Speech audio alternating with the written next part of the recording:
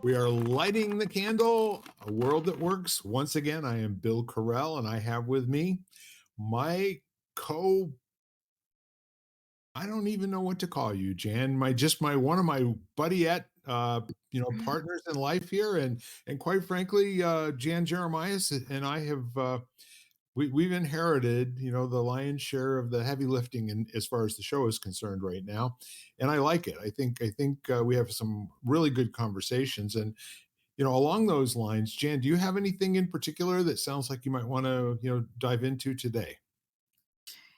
Well, I was thinking, Bill, and thanks for asking. I was thinking today that, it's really interesting because I think, a lot of our conversations are quite serious. And, some of that has to do with the seriousness of the state of the world and the state of people. But yesterday, I went up to someplace that's, within an hour away, and I did this art workshop with this woman. And I love being creative and I love doing things like that. And it was a beautiful drive through, past a reservoir. It was just spectacular. And I got there and I thought how we need to take time to do things like that, either things we love or to go places we love, to take a break. And this is coming from someone who probably, that's a very challenging for me thing for me to do. Yeah. I tend to be a homebody, so that's part of it. You can Not that you can't do things at home that you enjoy, you can, but there's something about getting outside of your normal surroundings. And so I thought maybe we'd talk a little bit about that, about doing things like that, like, you know, other ways to expand besides for, you know, that sort of like self-development kind of, let's say, tendency, or what business tends to promote. So I'm left with a couple of thoughts there along the lines while you were speaking. I was kind of left with this image of, somebody who's always working on themselves in their spare time. That kind of turns into work. It does turn into work. It's kind of like I look at my health as like that. My health is a job. Like I have to, have to pay attention. There's certain things I need to do, Yeah. whether I enjoy them or not, and whatever. It's still not, it's not it's not something it flows necessarily. There are parts of it that are flowed, but yeah, it does become work. Well, I like that. And I am still basking in a little bit of the leftover glow from having gone on a 9-day cruise with my beautiful bride down to the Bahamas. Well, we got back a week ago yesterday. And although some of it does seem like a dream, and there is a dreamlike quality to it, I still can vividly remember, the play part of it. The the fact that we were outside of our home, and I think we're very, very fortunate to have built this home together over the last 45 years. We didn't build it physically, but we've built the hominess of it, and the fact that where they say your home is where your heart is, and so that's all great, but I completely understand what you're saying. And let me just run this by you. I have a dear friend who is out in California, and she's visiting with some folks that she used to, kind of run around with, and it's in a part of California where there's hills and it's green and there's all kinds of flowers, and she's doing a fantastic job of sending pictures out here. And it's really clear that where she is right now, it's allowing her to think in a way that may be a little bit new and different for her. And not again because she's outside of her normal routine. And so with that comes a lot of possibility, to be mindful in a different way. You ever notice sometimes that this whole being mindful thing kind of leads you to some of the same conclusions? Well, I just did a LinkedIn audio event with my fellow collaborator, with who I'm on LinkedIn audio every week with her on Friday. And it was a um March is National Nutrition Month. And so she focused on physical nutrition, and I focused on like what nourishes your mind, like what nourishes you, which is along what we're talking about, like what feeds you. Um, and so, in the things that I actually, suggested to people or just have people, things like you mentioned, like travel nourishes me, exposure to different cultures, different places, different people. It is a way, and they talk about it as a way to like really nourish your mind because it's the exposure to different things than you normally see Yeah.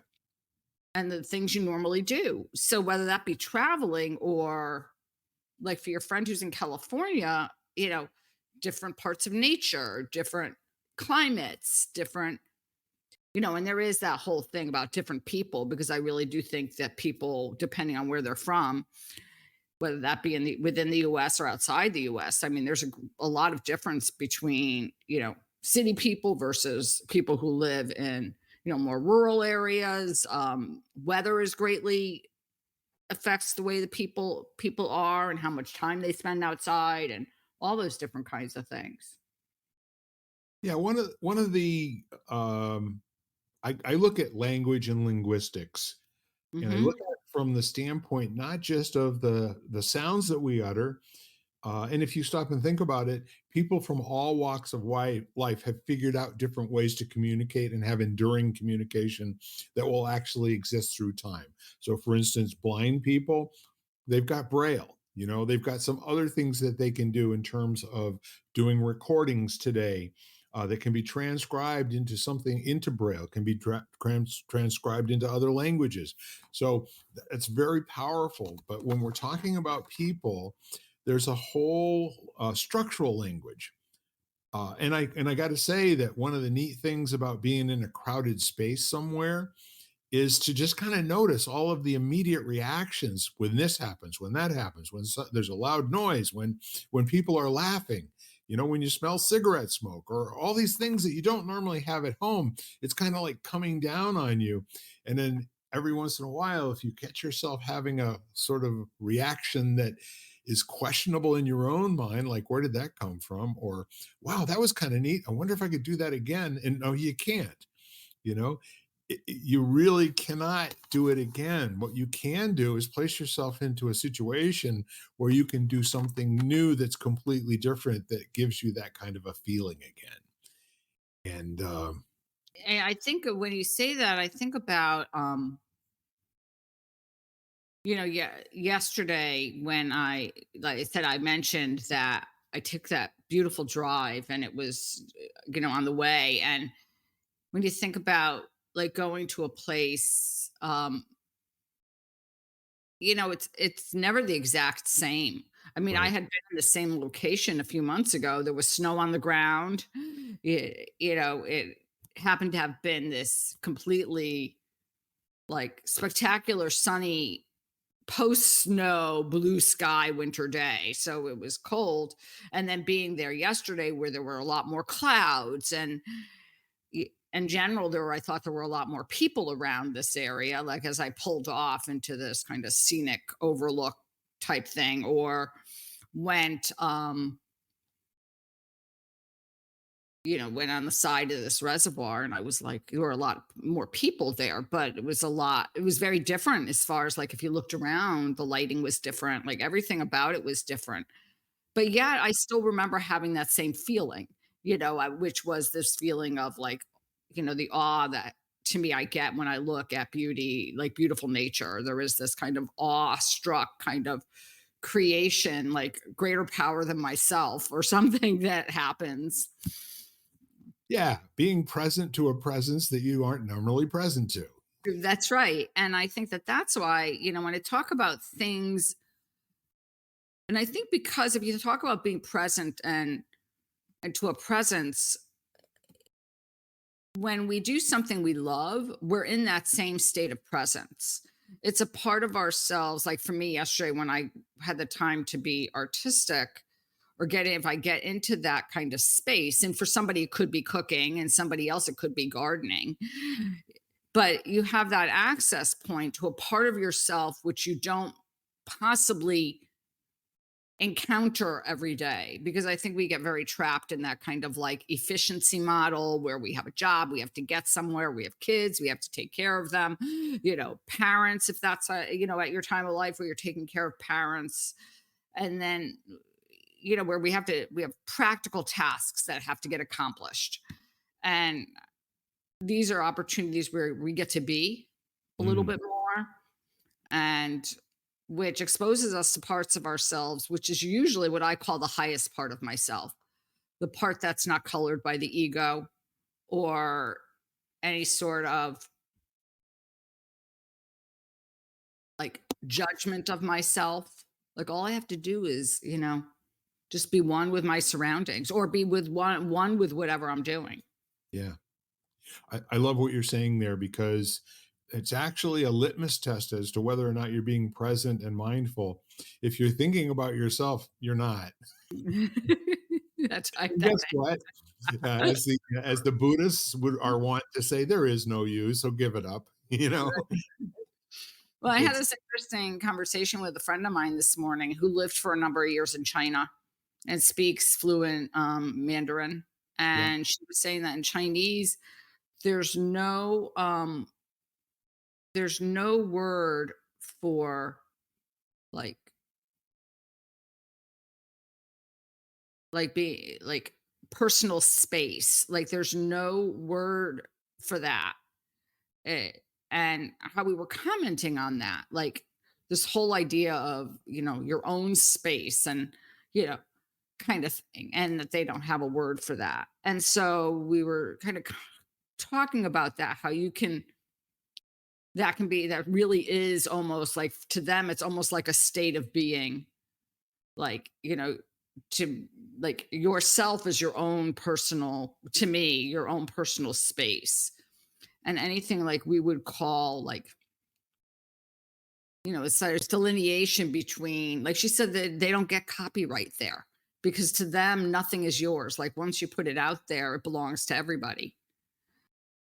And which is a very interesting kind of way to live, right? It's just like not to worry about, okay, this is copyrighted or some sort of like, ownership of something. right. Like you don't own something like that. Yeah, I think that notion is something I would have to stop and listen to several times before I could actually experience or internalize something that would be even like that.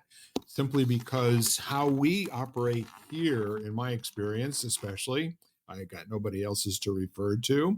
Um, y'all can let me know what you're thinking, but I would say that a lot of us listen to ourselves like what we're saying means something and has value. And I kind of gave that up a while ago.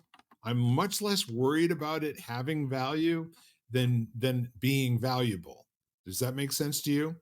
Like for instance, I'm going to know that if I'm saying something that works and is giving you some meat to chew on, and I know you're not a meatitarian, but if we were in a conversation and you're not having much to say for a while, I'm probably not keeping up my end of the bargain in terms of partnership in that conversation with you.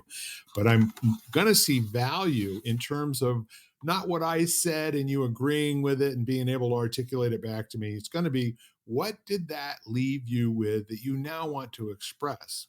And that's where the neat part of the being mindful and when you step outside of your environment and you change your physical location, just the mere thing of going and getting keys and wallet and putting on the jacket, when I'm used to being in the house sitting in this chair, if it weren't for my little reminder every once in a while, once an hour, as a matter of fact, to it's time to stand, Bill, I don't know. Would I be here in this chair all day long? It's possible I could. So I love it having that little interruption, kind of like it's a me break. And I walk around the house and I notice what the plants are doing. And I look outside. And this morning I came down the stairs and I said to my wife, we got up, before it was light out. And I could just tell by the way that the moon was shining off of the ground, there was snow on the ground. And so I said to my wife, I said, you do know it snowed, right? And she goes, no, did it? And I said, yeah, it did. And she goes, how much is it? And I said, honey, you're going to need your galoshes today. And then I said, no, no, no. Yeah, it's just a dusting. You'll be okay. And she kind of didn't believe me. She had to go and take a look at it. And she said, yeah, I guess you could call that a dusting. Yeah, there is, and I love to meditate, and I can get into a meditative space, like that very peaceful state, very quickly. But and in that way I am being very present usually when I can get to that space. But there's difference between being in a space or within yourself versus being being conscious of the world around you and being one with that. And they both have, I mean, I value them both and I practice them both. But maybe it is that, yeah, there is a difference at points, and the point that neither one is good nor bad. I mean, they're both, I think, necessary. But there is this feeling of being at one within the space you're in or wherever you are. Like you talked around going around your house and noticing the plants. Like how often we travel within the same place and we don't even notice where we are. Yes. And all of a sudden you turn around and you're like, sometimes I find I do that, like, when I'm driving. Like, I'm driving or whatever, and then all of a sudden, like, I'm aware to some extent, obviously, because 'cause I'm driving and I'm safe, and I'll get to the exit and I'll be like, "Oh my gosh, like, I passed, like, the other 5 I passed 5 exits already." And I'm focused on the road and the other drivers and where I need to go and kind of the exit I need to take, that the other exits kind of like my brain kind of shuts those out for a moment. Yeah. And so there's a difference between navigating your home or an area with the awareness of like this greater, whatever you want to call it, this greater power outside of yourself or this greater perspective of something. I don't know if I would have a name for it, Jan.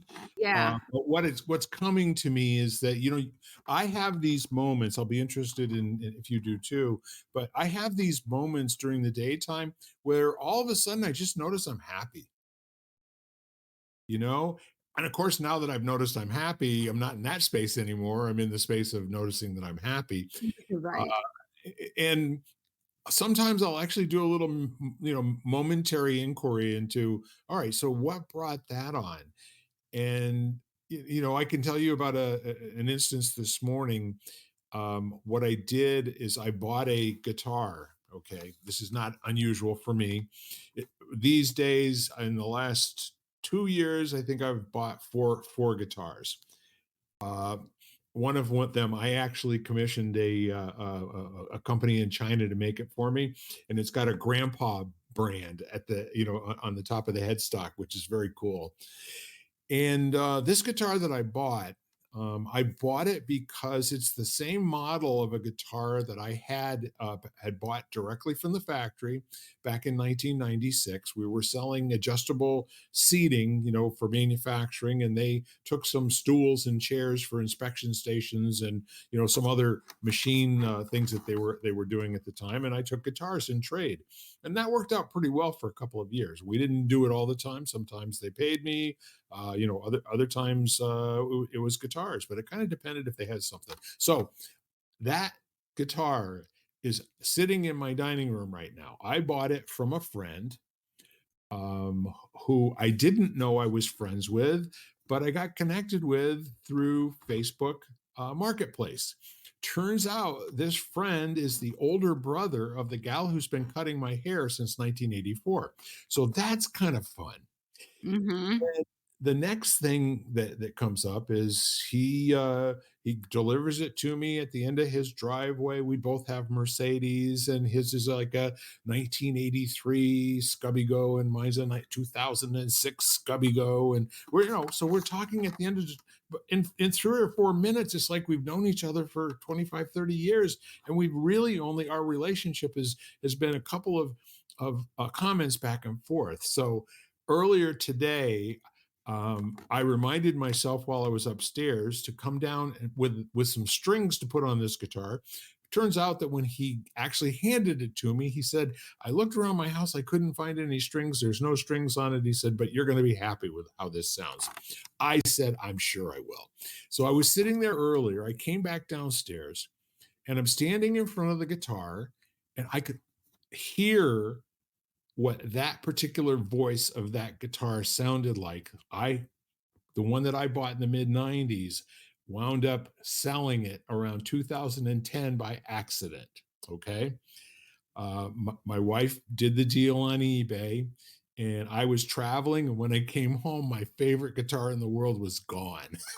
Mm, So I'm sitting here looking at this guitar that's newer than the one that I had, kind of imagining the voice of the old guitar that I had. And I started smiling, thinking about this man, Ed, that I got the guitar from, and all of the good feelings that surrounded this, like the energy around this guitar. It was just really cool. Like, I can't wait to put the strings on this bad boy and tune it, it's just to see what it sounds like. So that made me feel really happy and good. And then I had to leave that so I could come in here and get ready to do this uh, podcast. But what I'm saying to you is that I wouldn't have thought to share that with you unless we were having this conversation now, and you mhm. said the things that you said, and I'm saying the things that I'm saying. I like that in the world. I think it's a good thing. No, absolutely. I think that as you're reflecting on what you just said, is this feeling of just, being present in a conversation, which is also this whole idea of being present Right. for someone. And if you truly are listening, and you're not listening to respond, but you're listening to take in what the other person said, realize how, like, take a moment to realize how it feels within you. What does it actually, trigger, but not in a bad way? Just like, what does it, you know, you toward? And that's beautiful when you think about a conversation. Like, I always refer to yoga as having a conversation with your own body. It's like you do something, you're like, okay, that's how that feels, and then you decide whether it's worth pursuing or whether you have to lay off or you have to modify. But it is a conversation, it is a dialogue that's happening, but the dialogue happens to be with you. Uh, with, and when you're doing another creative venture, like whether that be art or gardening or playing guitar, that you're communicating with the guitar, but you're also communicating within yourself, like, at the same time, which is probably why music is so powerful, as is something like art, because not only are you kind of one with whatever you're doing, so you're having a dialogue with you're having a dialogue with the brush, if you're a painter, but you're also having, like, it's an entryway. Yeah. So if you don't mind, having heard what you just said now about all of that and the relationship to uh, art and the other physical trappings of it, the brush and the ha and the huh. I would like to know, is there some way that you could maybe explain in language to folks what your process? You mentioned earlier that you can very quickly get into a meditative state. I'm wondering if you'd be willing to share some, spontaneous thoughts that you have about that. And I'm looking at you, and my belief is this is something you've been doing for a long time. Meditation's not a new thing to you, is it? No, not at all. I mean, I've been practicing meditation, or some when I for a very long time, for over 20 years. But to me, what has, and it was never for me being attached to one way, quote unquote, being the right way. Yep. Partly because at points in my life when, let's say, I was really going through a hard time, sitting in meditation was very challenging. Um, I was talking about this last week. It was almost scary. A lot of the stuff that, the feelings I had, I didn't really want to see. They were Right. painful. And then doing a walking meditation, for example, of just being much more mindfulness and presence became really important to me.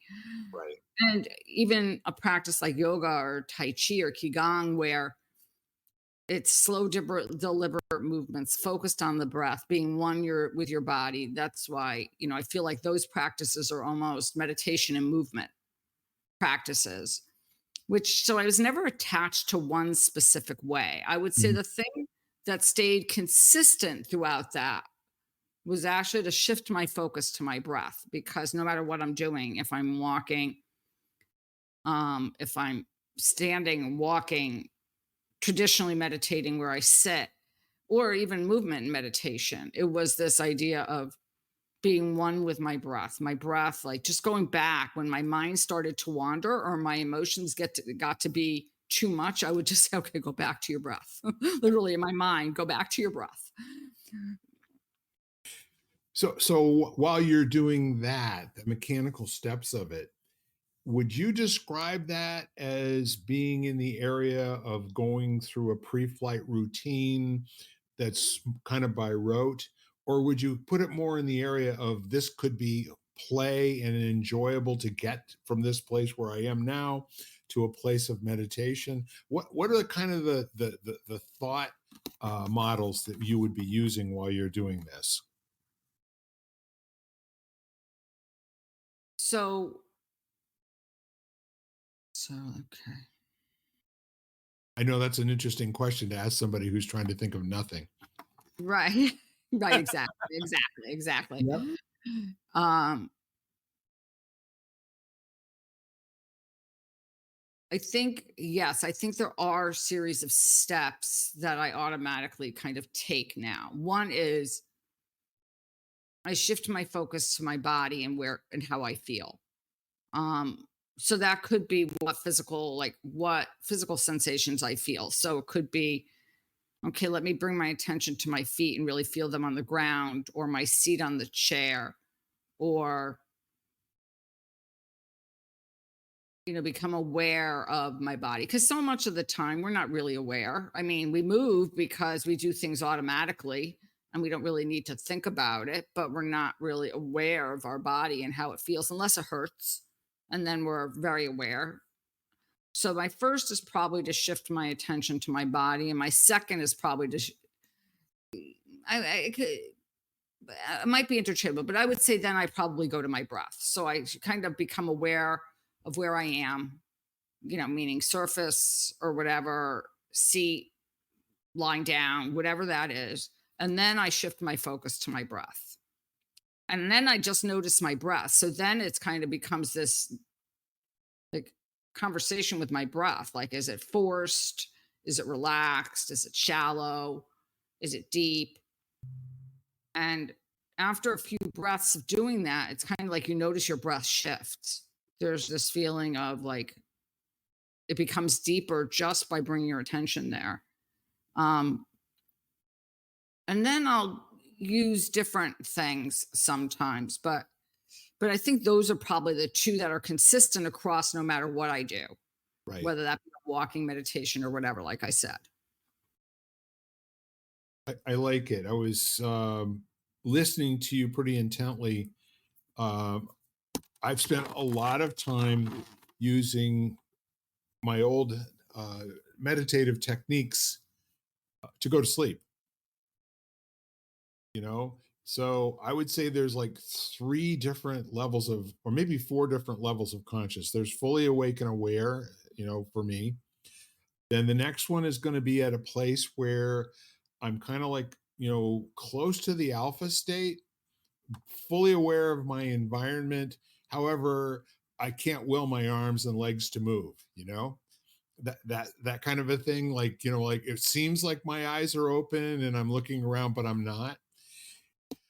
And then the third would probably be somewhere between there and sleep, which could either be focusing, which I spent a lot of time doing back in the day, and that was being at a level not quite as deep as meditation, because when I'm in meditation, I'm not asking questions. I'm not, not actively thinking as much as I am enjoying the state that I'm in and enjoying the vacation from any stress or upset or that sort of thing. Not interested into looking into deeply how I was feeling before I started meditating, if you will. Mhm. And then the last one would just be sleep. And that's where I give my mind over to wherever my thoughts are going to take me with regard to dream experiences and all the rest of that sort of thing. So the neat part of it is, and what I hear you saying is that uh, your practice is to concentrate on the breathing, and I do know that that's pretty commonplace, isn't it? Mhm. I mean, I think it is just because, well, partly probably I think it's across many traditions and everything because of the breath and its um the physicality of the breath being related to calming the nervous system and things like that. So, and also if if you're not even aware of that, let's say for people out there, notice what happens. Like, how do you feel when you get fearful or something happens that you're not expecting? You Yeah. automatically hold your breath. Like, it's so automatic. You're like, you hold your breath and you're like, "Oh, okay." And so I think, or even just in a normal situation where you're nervous and you've got to get on and you're need to have a podcast or you're in a meeting, and depending on where you are, just pausing for a few seconds before and saying, okay, just take some deep breaths. And you'll notice this huge transition for yourself. Yeah. And I think that that's a really, but I think that I also get into a place, but it is a very interesting thing on at points. And I had two teachers who used to talk about doing this all the time. Is if you're having trouble or if you sit down, is to actually notice where your thoughts go, not to sit there and say, okay, what am I thinking about? And usually they would tell us to label it either past or future. My teachers Jenny and Paul, to acknowledge their great wisdom. But and it's true, because are you thinking about something that happened yesterday or a month before or 5 years before, or are you thinking about what's happening tomorrow or next week or even in the next 15 minutes when you're done? So it's just interesting to notice where your mind is on that day of like, oh, how interesting I'm spending, or how curious it is that I'm spending a lot of time there. Like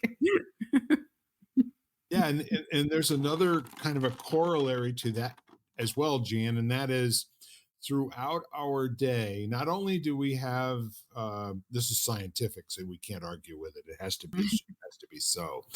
Um, at least 80,000 different thoughts that are just impinging on our body.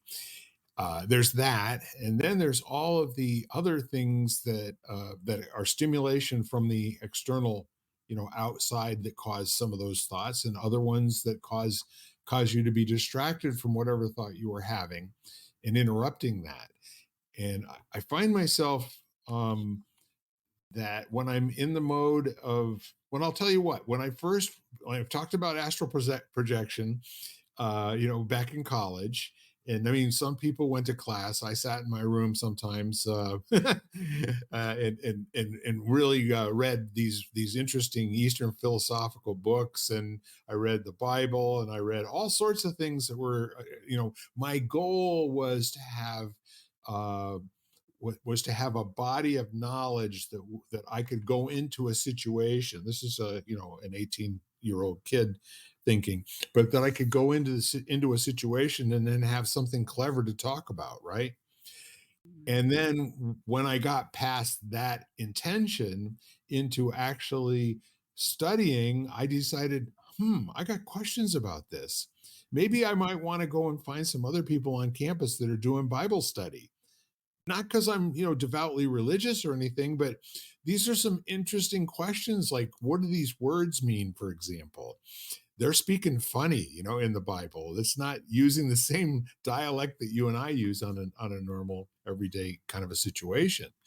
But all of that said, I got myself to a point where I would just lie down and I would get quiet and I would find a place. Sometimes I could do it by either closing thumb and finger and laying that somewhere on my body where I could actually feel my pulse Mhm. and my heartbeat.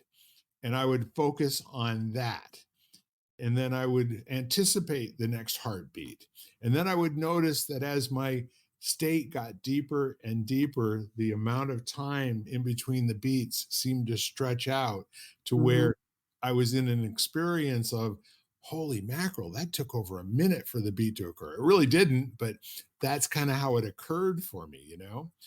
So in terms of all of that, um, when people started telling me what I was experiencing after the fact and saying, "Hey, you know what you did? You accidentally tapped into this or you accidentally tapped into that. And oh, by the way, I won't have to tell you how to do it because you've already, got some access to it." And I Mhm. go, "Okay, so now what?" you know, it's kind of a nice feeling that I kind of figured something out on my own, but is it useful? Is there some utility that I can get out of this? That was always funny. But it is always funny because I think we think about it very cognitively, Yeah. and being a scientist, yeah, it's almost like the analytical part of it. And yeah, it's very experiential, very energetic. And so it's a kind of interesting because I almost find that once we label it, or if that's our tendency is to label things, we spend a lot of time trying to, even in the state, once we come out immediately. So you're kind of in a space then. And Yeah. it's almost like we jump automatically to the point of like, okay, trying to analyze it versus just being with it. I had a client recently who was going through a really hard time and I did a meditation with her. And I could just tell she got in this real zone. And then she came out of it and like immediately went into what was bothering her previously. And I was kind of like, and I just asked her, and I think she was upset I asked her this question, but I was just like, why did you jump right in to like to the state you were previously? Like, kind of like, letting yourself experience that state, for example, as opposed to trying to analyze it or label it. Um, and I love words, but I was asked to come and create a wellness plan for an organization, and I was trying to talk to them about offering their clients, some form of mindfulness meditation and breath work and everything. And they said, well, with the words you're describing, I don't know if they'll get it. And I said, well, that's because it's very experiential. Like, it's the equivalent to me of, yes, um, and it's not even so like so much so, but it's the equivalent to me of looking at a recipe and saying, okay, well, this needs that, and that. And then not making it and tasting it, because obviously that's a whole different that's a whole different level of actually sitting there and saying, okay, that was really good. I really loved that. It was really chocolatey. I really loved it. Versus looking at the recipe and saying, oh, it calls for this amount of chocolate. It doesn't give us that same sort of sensory input, the same whole body experience, which something like you're saying that state actually provides. Yeah. Yeah, and while you're talking, I'm actually thinking about my passion, sorry about that, but, uh, not really, because I really love cooking. I love improvisational, making stuff up on the spot kinda cooking, and then really kind of, enjoying the adventure afterwards, and, I went full out yesterday, cooking a nice piece of sirloin tips, and this will be lost on you. But if you can imagine for a moment, or remember back when you used to eat meat, I'm sure you did at some point, right? Yes, I did. So I took this beautiful piece of, sirloin tips are less fatty than other cuts, and so they have a tenderness to them because they kind of come very close from the tenderloin, right? And so that's already got everything that it needs in terms of being, easy to cut, very tasty, all the rest of it. So I started off by taking an empty skillet and putting some extra virgin olive oil in it and raising that up to temperature. And then I put some, a half a stick of butter into it and a bunch of mushrooms. These mushrooms were huge. They were at least 3 inches across. And I cut them into sections, and then I put in enough there to about half fill this frying pan. And then I went and I got some sweet peppers, and I cut them the long way, into 1/4 inch slices, and I threw those in. And then I had half of a red onion. So I just took the rest of that, and I didn't even bother cutting anything up. I just threw it in and then let the cooking and simmering separate all of the little circles from each other. And and I just kept going that way and kept improvising. And then I decided, here's what I'm going to do with this. I'm going to take some rosemary. So I took a sprig of rosemary, probably about 3 or 4 inches, put it in there. I put in some more garlic and some other aromatics. And the next thing I know, this whole kitchen is just full of all of this stuff. And I hadn't put any meat in yet. I mean, it just really smelled wonderful just the way that it was. So I kind of enjoyed that for a minute, but it's the nature of mushrooms. If anybody cooks at home, that if you put mushrooms into a pan of oil, they will first absorb all of the oil out of the pan into the mushroom. And it looks like, you didn't put enough oil in. Just be patient. It'll give it back later on and it'll render it back out again. So when it got to that point, that's when things started sizzling. And I had a couple more things that I did with it because this is a half-hour process. I took the steak and I put it in. I started one side and let it go for about 45 seconds. Crank the heat up a little bit, and then I flipped it over, and now I'm tipping the pan, and I've got the rosemary sitting down in the whatever that juice was, that few ounces of wonderfulness, and I started putting that over the top of the steak, and then I flipped it a couple of more times, and I was done. It was really nicely browned on the outside in certain spots, but completely rare the way I like it on the inside. I was so proud of myself, and there was nobody else there to share it with, you know? And I just really enjoyed eating it, and I am in the habit of posting what I make and eat on, Facebook, and I do have some friends that are egging me on all the time, and I love all of them. Thank you all for that. But my point is, just in that getting lost in that whole process for a half hour, there was nothing else I was thinking about. Nothing else was coming into the space, you know what I mean? Yes, absolutely. And I think that that's why I've always loved to not only teach yoga, but take classes because very rarely do other things come in. Um, it, it's a point of total oneness, I guess. My teacher used to say yoga is you know, is the state or the recognition of like wholeness, of being whole and complete, and there's nothing missing. And that's what you described to me. That's what I think about. And I love the fact that you used cooking because I think it does tend to happen when you're doing something you love. I mean, kids have the ability to do that very quickly. Like if you've ever watched a kid who gets upset and has a temper tantrum and then 5 seconds later is laughing and like they're in a state and they kind of let that state go really quickly and they have the ability of like, okay, that's done. I don't really need to that's done. And then they move on. But also being around children, like when I'm with my nieces and nephews and we're playing and they're really into what they're doing and we're having a conversation about it. There's Yeah. something that's like that. That's just like pure, and kids do that. They're really very much one with whatever they're doing. Yeah.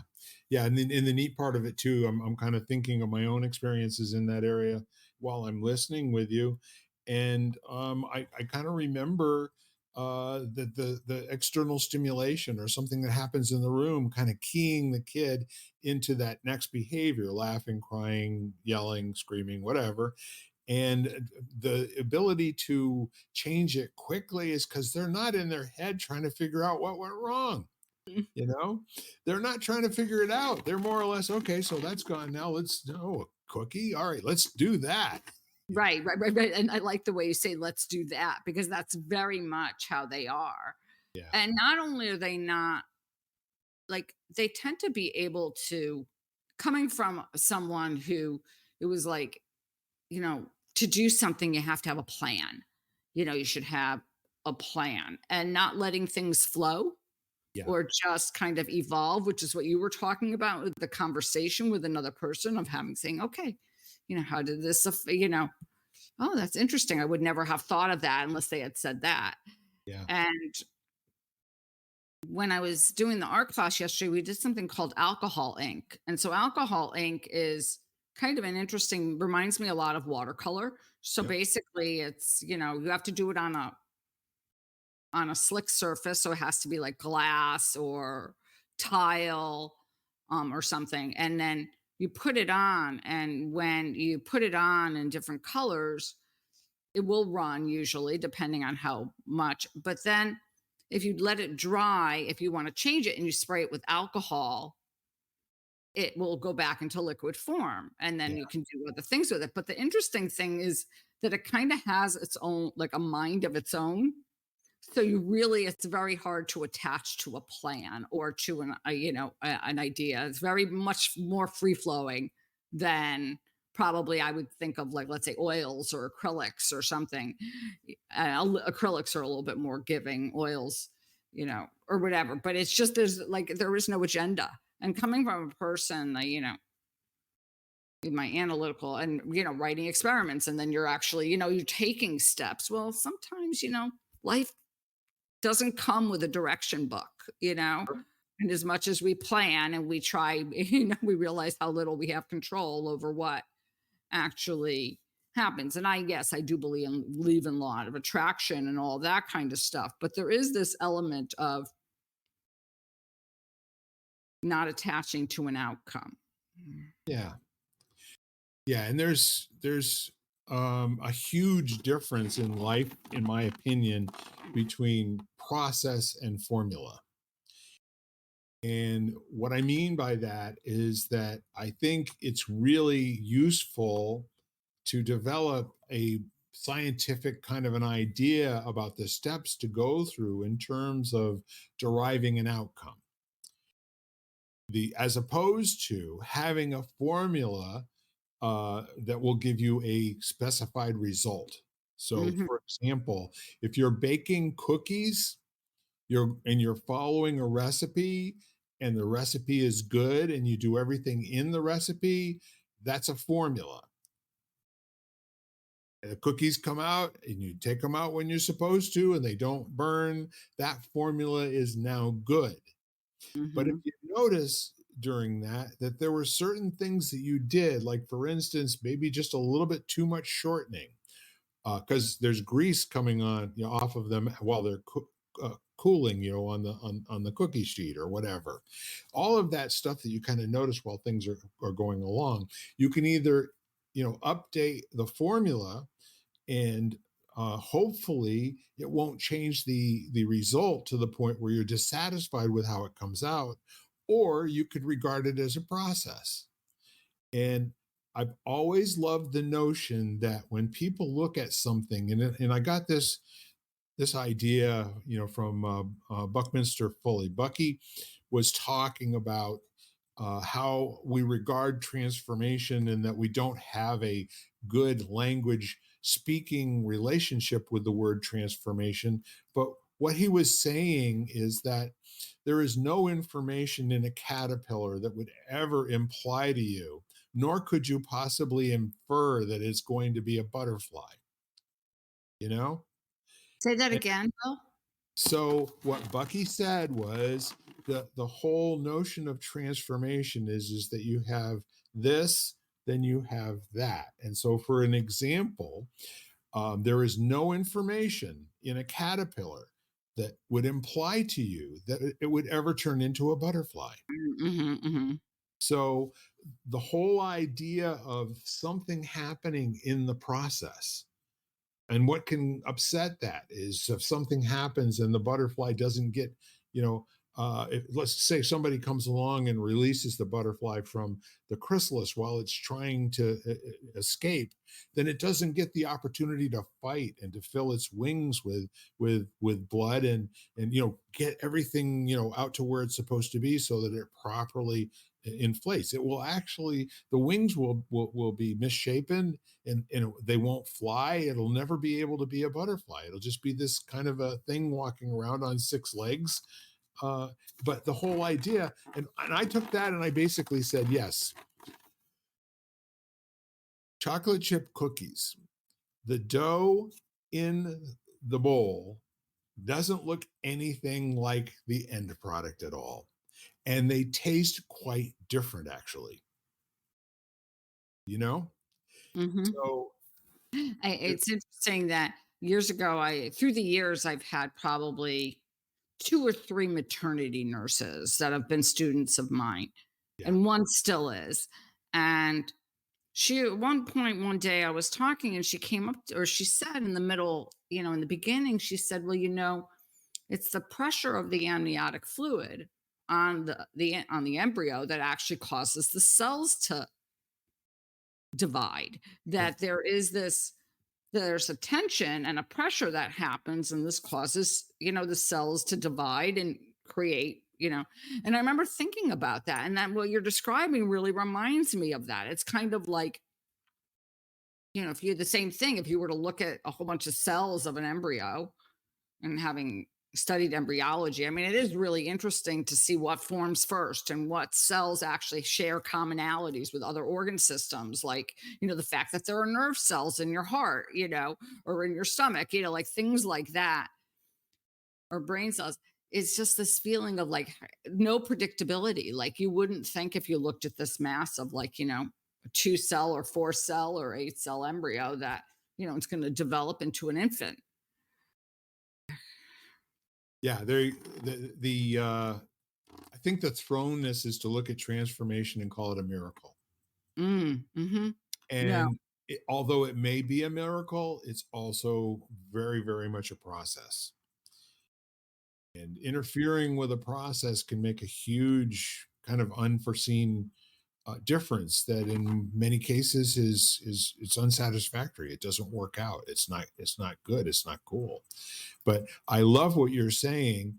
I had never heard this before, that, the amniotic fluid and that pressure of being confined in a space inside of the mother's womb, is what actually is there saying, come on, baby, grow.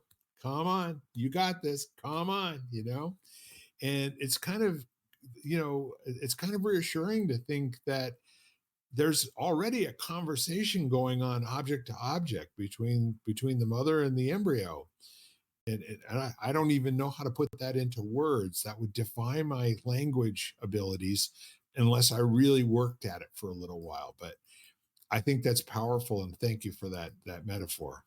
Oh, thank you, Bill. And I mean, because it makes me, okay, we talk about words, and yes, I also love words, and I love to look up word origins and realize that some words that we've interpreted, really, that's not kind of like what their meaning is.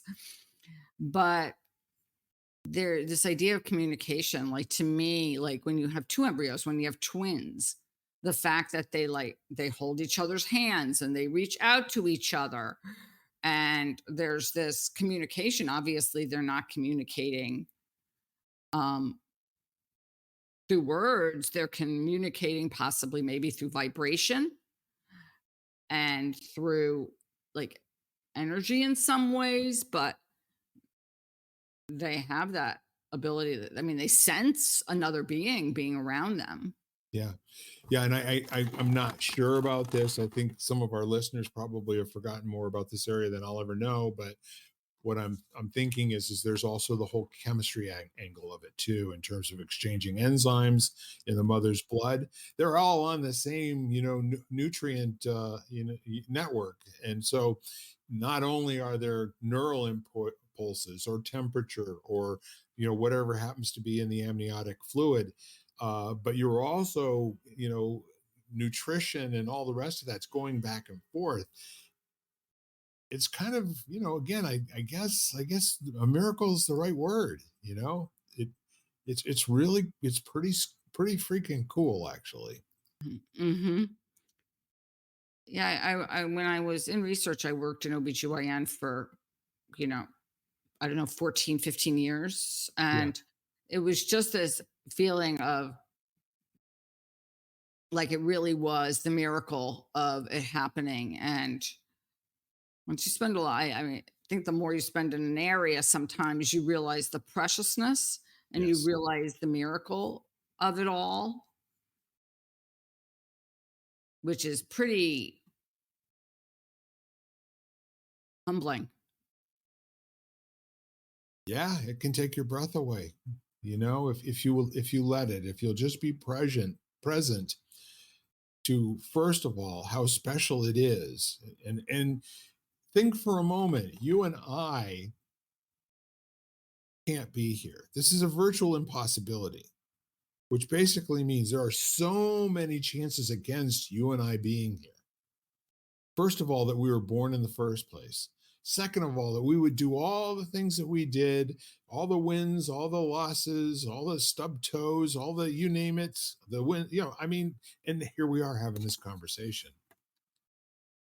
I was talking to somebody. I was actually talking to my mom when I was visiting her on the phone, and we were talking about some of the workshops I've been doing and some of the collaborations. And she said to me, "Have you ever met them?" And I'm like, "No."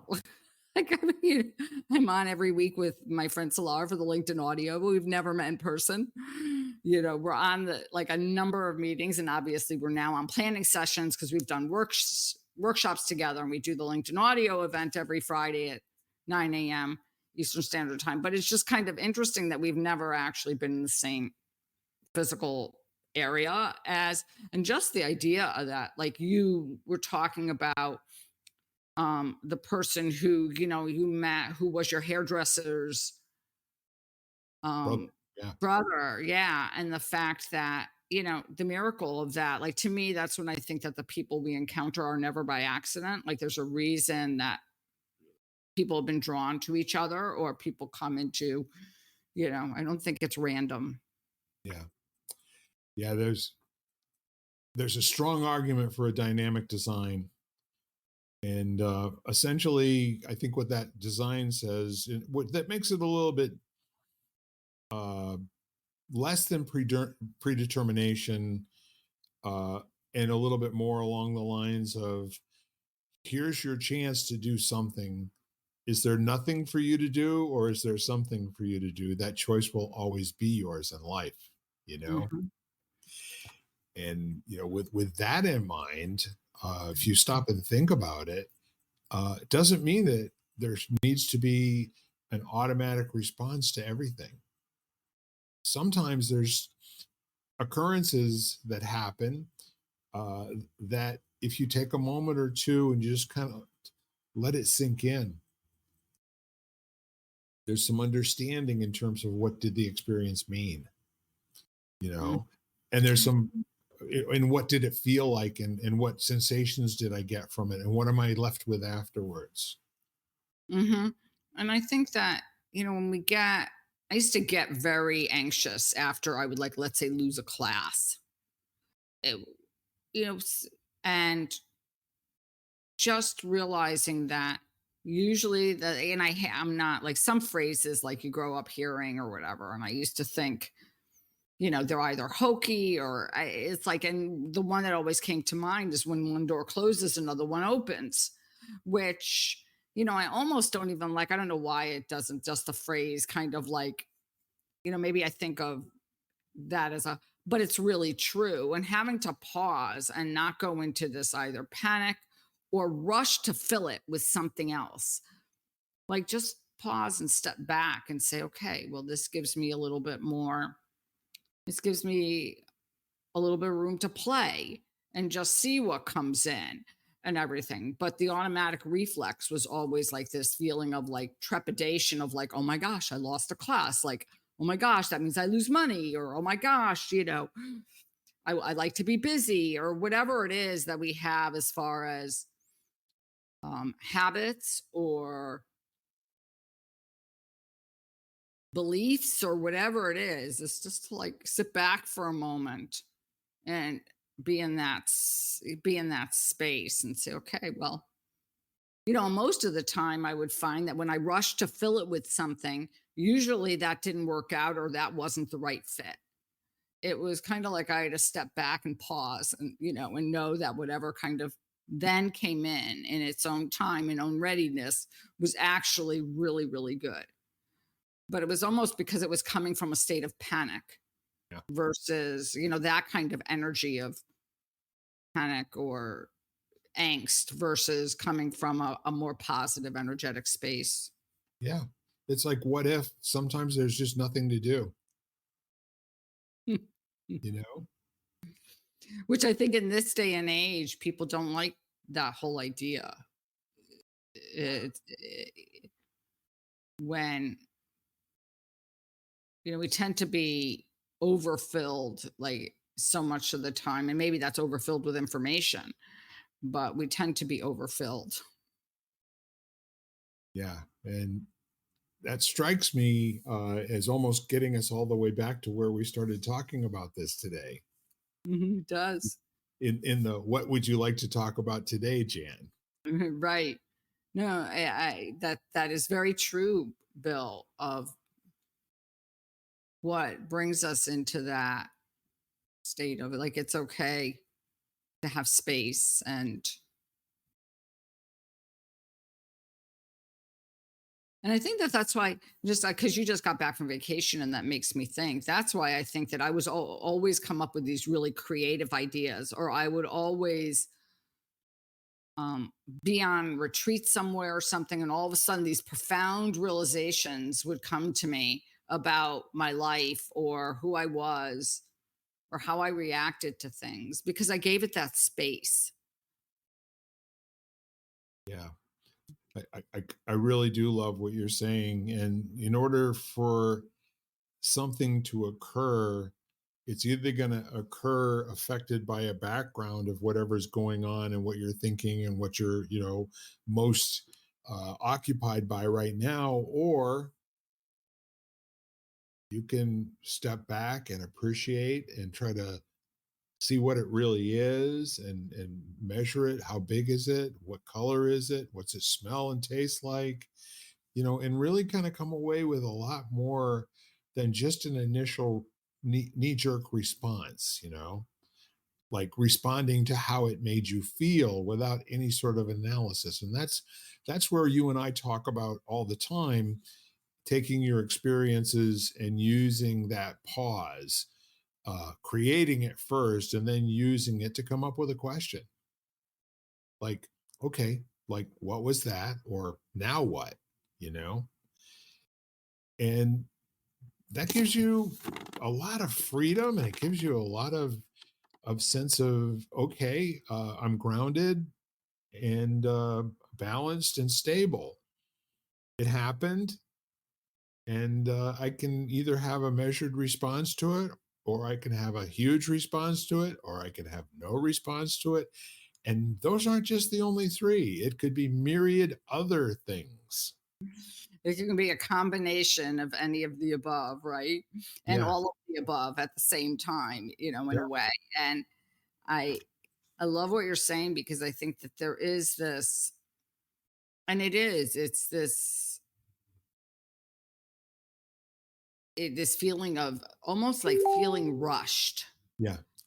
and that's that's just comes from feeling rushed or overscheduled. And that's why to me like like yesterday is like from beginning to end was just this great day. And I'm not saying I don't have great days other days of the week, but I think it wasn't a day that I was scheduled to get up early. Yep. And I knew basically a list of things that I wanted to get done. And in addition to, going out and having fun, but there were a few things, but it was kind of like whatever I get to, I get to. And Right. whatever I don't get to, that's okay. And and I have had a few weekend days that are very much like that lately, where I've really been kind of conscious of like, you know, I'm just going to let it unfold the way it's supposed to be. And Awesome. I'm not going to, stick to a plan, so to speak. And that's just so valuable. I mean, sometimes it's, in some ways it's like I feel sometimes like, oh, I didn't get enough accomplished. But when I looked back, I think to myself, I actually did end up getting a lot accomplished and a lot of things. I just gave myself a little bit of breath or a little bit of space. Yeah. Yeah. And I think, um, I don't know, from my perspective, I think, there's a lot of places where we could jump off right now, and I do think we're getting close to the end of our scheduled time.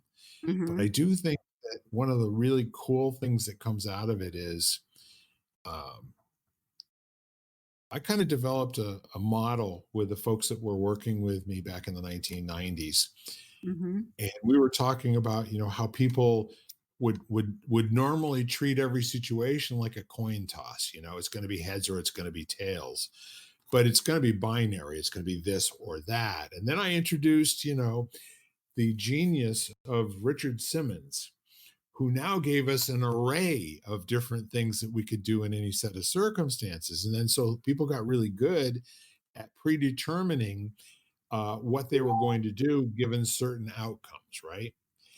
And then after that, I said, so do you know that in addition to Richard Simmons' brilliant genius technique, you also have the ability to make shit up?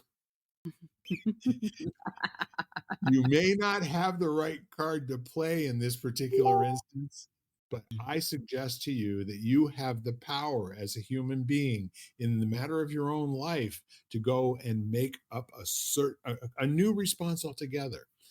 And that was fun to see how that went. I love that. Well, because it's so true. And when you start to like kind of let go of, let's say, either ideas of how you're supposed to act or so one of the words that, as you're saying that, and I said you could be one of those things or all of the above, is Right. there just infinite possibilities then Yeah. because you haven't attached to just one. Yeah. And our mind can't handle infinite. All you have to do is go look at a particular um, you know, galaxy, a picture of a Hubble galaxy where they're talking about there being at least a billion stars in each one of, you know, the portions of it. And it's like my pea brain can't handle that. It's Mhm. just too big, too much. I think I'll go back to stringing my new guitar or something like that, where it's got a predictable way that I can hold it in my hands and know what it is and learn what it is and explore it. Mhm. Well, I think sometimes doing things that are almost methodical and very sequential. So Right. I so I think of, oh, the one thing that comes to cross because I was at a client's recently, she had this big jigsaw puzzle out. And so it was just like putting puzzle pieces like or stacking cards one at a time or something that doesn't require a lot of thought Yeah. and just, you know, and an analysis on your part. It's Right. just, can get it's like go do something. And I mean, I'll be the first to, when I'm feeling particularly anxious or something, sometimes those are the best things to do. Yeah. It, thing. So, this- Well, with that, my good buddy Ed, I would ask you, is there anything else that you'd like to say, either in summary or maybe to highlight something, or maybe just a kind of a closing thought that you would have given everything that we've talked about today, or something else entirely? I I guess I'm going back to whether you ask me if I have a process for meditation or let's say even mindfulness, is to pick, maybe to choose one thing that you do throughout your day Right. and see if you can be mindful during that. Just that one thing for, could be a minute. But, some people say washing dishes, something a lot of people do every day, or brushing teeth, something that's so habitual that, something that you do morning and night, hopefully you brush your teeth. And so just seeing if you can be like truly experience that. Yeah. And I Yep. love doing that with, tasks like that. Something we've been doing for, probably from most of us from the time we're really young children. We probably begin to walk or whatever close to it. And, first thing parent says to the kid is like, did you brush your teeth at night, before you went to bed or in the morning when you got up? Yep. So it's something that we've been doing for a very long time. So it's not new. And start there. Wonderful. And then write us a letter and tell us all about it. Yes, absolutely. Absolutely. Well, with that said, my friend, I'm going to bid us adieu with all of our folks at home and you in particular. And I want to leave you with um, my frequent message. And what that comes down to is you and I know people who it would make a difference for them to hear from us and to know that we are really glad that they're here. So, would you reach out either by a phone call or a text or a message or what have you, and just let the people you know and you like and you trust, uh, let them know that you're thinking about them and that your world works because they're here.